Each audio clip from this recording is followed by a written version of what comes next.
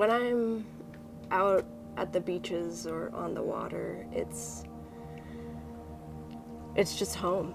It's hard to explain. It's a very intimate connection to this place that just is home and family and comfort and tradition and legacy all rolled into one. Hey, come on, Louie. Come on, Louie, let's go kayaking. When I'm out on the water, the complexity and the beauty of it really feed my soul in a way that nothing else does.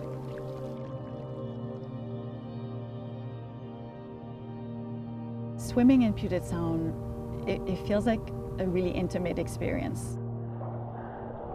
The feeling of the water on my skin, on my lips, on my face is just exquisite. I just find the waters of Puget Sound irresistible. It's one of the most important marine estuaries in the whole world. And it is not healthy right now, and the trend lines are in the wrong direction. When you're just out looking at it, at its surface, it looks okay. There's the water, the tides are still changing, there's still people out there fishing, but underneath, and when you look at salmon or killer whales, for example, those are the canaries in the coal mine that tell us a much different story. The State of the Sound report, as well as other reports that have been put out, are important because they are telling the truth and the reality of what's happening in these watersheds.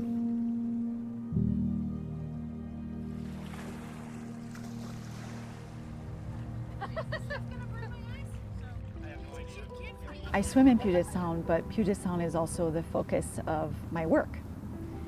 So my team, we are data gatherers, compiling information about over 50 indicators of the health of Puget Sound that we call the Puget Sound vital signs. And those vital signs are telling us that Puget Sound is not doing well, and most of them are not trending in the direction that we were hoping for.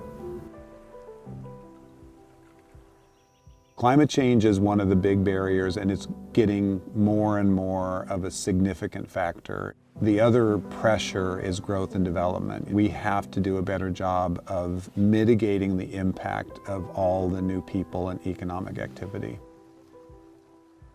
Certainly funding is a problem. Puget Sound has to be a higher priority. I like to tell people, if a 2-ton killer whale is struggling, what do you think it's doing to you all this time? What environmental impacts are you carrying as just an average human being? Some of us are more acutely aware of that than others. And I think as an Indigenous person, as a Coast Salish person, our people are so aware of that because we live so close to these things. But that doesn't mean that that's not true for other people in this region, because we all live in the same place. We all breathe the same air and drink the same water, and so it matters what happens here. There is hope for Puget Sound. I think we can turn this around, but it's going to take everybody. We need to come together to do this. I don't think we have a choice. I'm not aware of anybody who says, Puget Sound, who cares? I'm not aware of anybody that says that. But we need more people to say, what do I need to do? And I'll do it. At the end of the day, seeing people willing to come to the table for the sake of this place that we call home, that gives me hope.